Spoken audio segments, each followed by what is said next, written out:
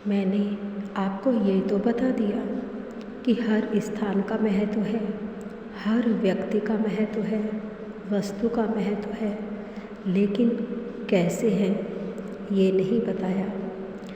परमपिता परमात्मा कहते हैं कि यदि मैंने किसी तिनके का भी निर्माण किया है तो उस तिनके को उसके महत्व के कारण ही उसका निर्माण किया गया है, अन्यथा मैं उसका निर्माण करता ही नहीं।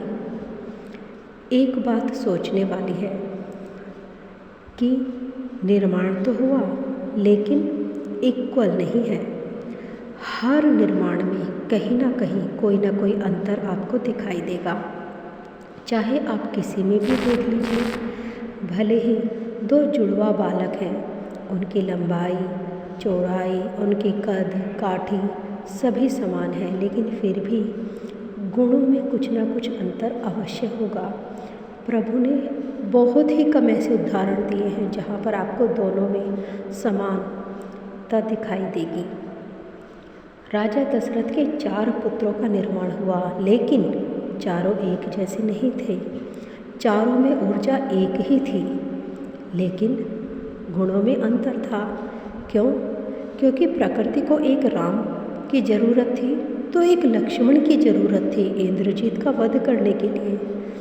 एक को भक्ति दिखानी थी तो दूसरे को शासन संभालना था।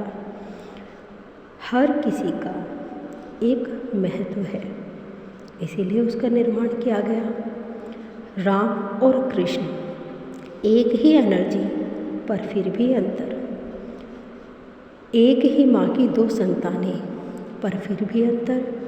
क्यों? क्योंकि उनके कार्य अंतर थे। प्रभु ने उन्हें जिस कार्य के लिए उत्पन्न किया है वो कार्य अलग अलग है। वे अपने कार्यों की वजह से उत्पन्न किए गए, अन्यथा उन्हें उत्पन्न ही ना किया जाता।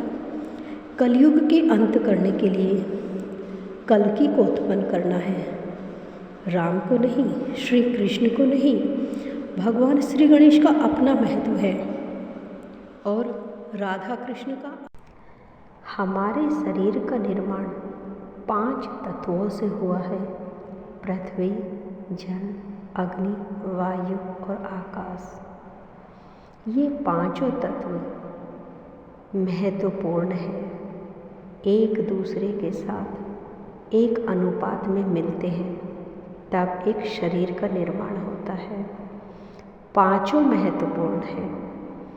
ऐसा नहीं है कि आप किसी एक को ज़्यादा महत्व देंगे और एक को कम देंगे। ये प्रकृति का अपना एक रेशो है। कोई एक तत्व की मात्रा ज़्यादा है तो किसी की कम है, लेकिन महत्वपूर्ण 5 है। जैसे ही इनमें से एक भी तत्व आपके शरीर से बाहर चला जाएगा, तब आप खुद ही कल्पना कीजिए कि क्या होगा। उस वक्त आपका जीवन ही नहीं होगा। आप किसी तत्व को माने या ना माने, इससे उस तत्व पर कोई प्रभाव नहीं पड़ेगा। उस तत्व की मात्रा धीरे धीरे आपके शरीर में जब कम और ज़्यादा होती है तो आपका शरीर बीमार होता है, उससे संबंधित रोग होते हैं। लेकिन जीवन है। जैसे ही एक तत्व महत्वहीन हो गया, आपका जीवन भी चला गया। इसलिए महत्व बहुत इम्पोर्टेंट है।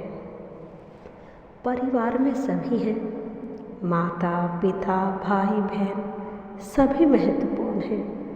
पर आप आजकल की जनरेशन में देख रहे हैं कि जब एक छोटा बच्चा है तो माता पिता की ज़रूरत है, लेकिन बड़ा होते ही वो सबसे पहले माता पिता का ही त्याग कर देता है, उन्हें महत्वहीन कर देता है। घर के बड़े बुजुर्ग थोड़ा सा बीमार क्या होते हैं, बच्चों को लगता है कि उनका पैसा बिना वजह उनकी बीमारी पर खर्च किया जा रहा है, उन्हें महत्वहीन समझ लेते हैं।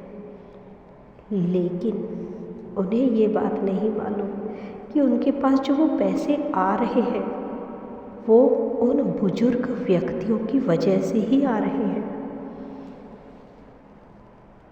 महत्व घर के हर व्यक्ति का है, चाहे वो छोटा हो या बड़ा हो, स्वस्थ हो या बीमार हो।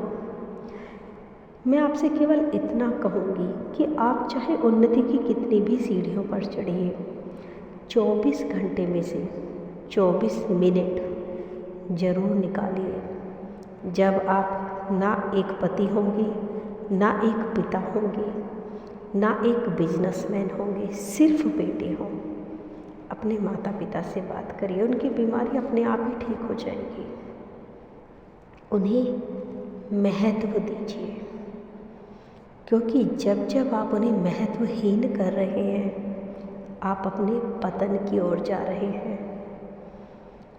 जब हम किसी का त्याग करते हैं, चाहे वो किसी संबंध का हो, तो अंदर कहीं ना कहीं एक घुटन होती है। हम दूसरों के सामने हंसते ज़रूर हैं, दिखावा ज़रूर करते हैं, लेकिन वो जो अंदर की कसक है, अंदर की घुटन है, वो बीमारियों के रूप में हमारे शरीर में प्रविष्ट कर जाती है।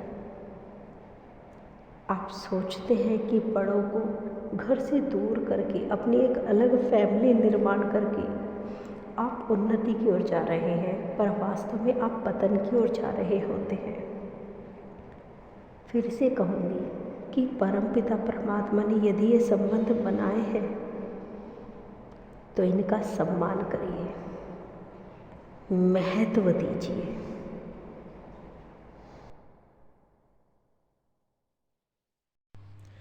अंत में परमपिता परमात्मा कहते हैं कि मेरी माला में अनगिनत मोती हैं और हर मोती अलग आकार का है, अलग रंग का है, लेकिन फिर भी माला को पूर्ण करता है।